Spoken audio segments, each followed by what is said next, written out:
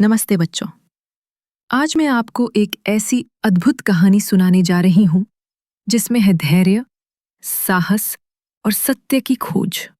ये कहानी है एक नन्हे बालक नचिकेता की, जिसने स्वयं यमराज से सत्य का ज्ञान पाया। बहुत समय पहले एक बड़े राज्य में राजा वाजश्रव रहते थे।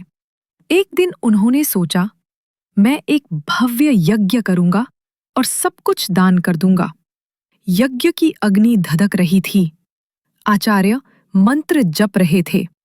प्रजा भी देखने आई थी कि राजा कितना उदार है। लेकिन राजा ने जो दान देना शुरू किया, वो देखकर लोग फुसफुसाने लगे। वे दान में बूढ़ी, दुबली पतली, कमजोर गायें दे रहे थे, जिनमें दूध भी नहीं बचा था। लोग सोचने लगे, क्या ये सच्चा दान है? राजा का छोटा बेटा नचिकेता भी वहीं खड़ा सब कुछ देख रहा था। उसकी आंखों में जिज्ञासा थी और दिल में सच्चाई। उसने सोचा, यदि पिताजी ऐसी गायें देंगे जिनका कोई उपयोग ही नहीं, तो यज्ञ का फल कैसे मिलेगा?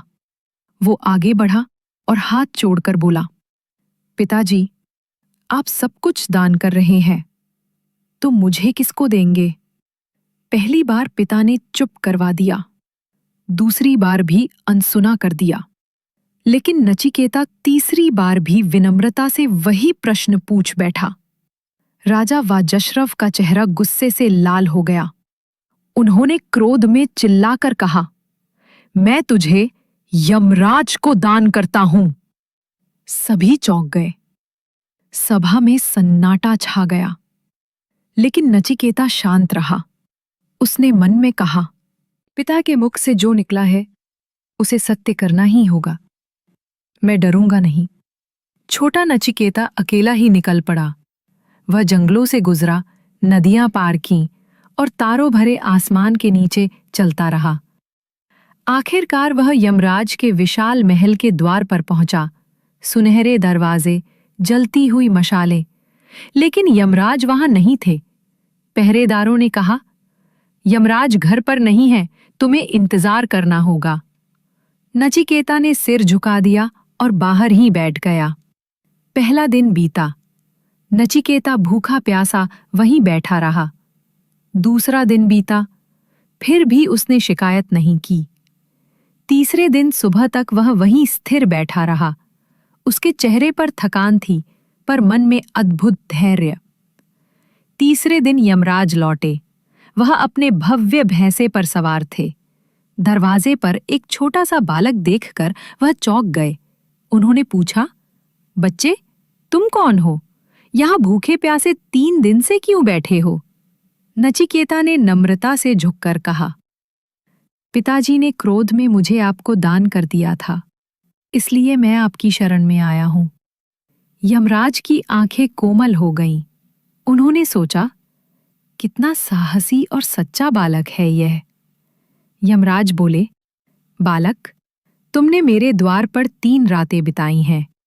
तुम्हें मैं 3 वरदान देता हूं, मांगो। नचिकेता ने हाथ जोड़कर कहा, पहला वरदान, यही कि मेरे पिता का क्रोध शांत हो जाए। जब मैं घर लौटूं तो वे मुझे प्रेम से गले लगाएं। यमराज ने मुस्कुराकर कहा, तथास्तु। दूसरा वरदान, मुझे उस अग्नि यज्ञ का ज्ञान दीजिए जो स्वर्ग तक ले जाता है। यमराज ने धैर्य से अग्नि विद्या सिखाई। नचिकेता ने ध्यान पूर्वक सीखा। और तीसरा वरदान, उसकी आवाज गंभीर हो गई, मुझे ये बताइए कि मृत्यु के बाद आत्मा का क्या होता है? यमराज गंभीर हो गए। उन्होंने कहा, बालक, ये प्रश्न कठिन है। इसे देवता भी नहीं जानते। इसके बदले मैं तुम्हें हाथी, घोड़े, धन, राजमहल सब दूंगा। बस ये मत पूछो। लेकिन नचिकेता ने सिर हिलाया, संपत्ति, वैभव सब नाशवान है। मैं केवल वो जानना चाहता हूं जो अमर है। यमराज प्रसन्न हुए। उन्होंने कहा, सुनो नचिकेता, शरीर नाशवान है, पर आत्मा कभी नहीं मरती।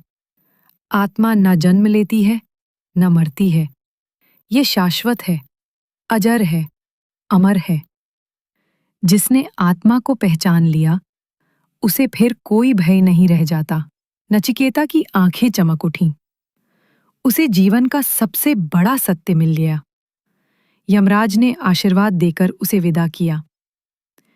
नचिकेता जब घर लौटा तो पिता ने उसे प्रेम से गले लगा लिया। गांव वाले उसकी बुद्धि और धैर्य की प्रशंसा करने लगे और इस तरह छोटा नचिकेता ज्ञान और सत्य का प्रतीक बन गया। तो बच्चों, नचिकेता की ये कहानी हमें सिखाती है कि सच्चा साहस डरने में नहीं, बल्कि सत्य को खोजने में है।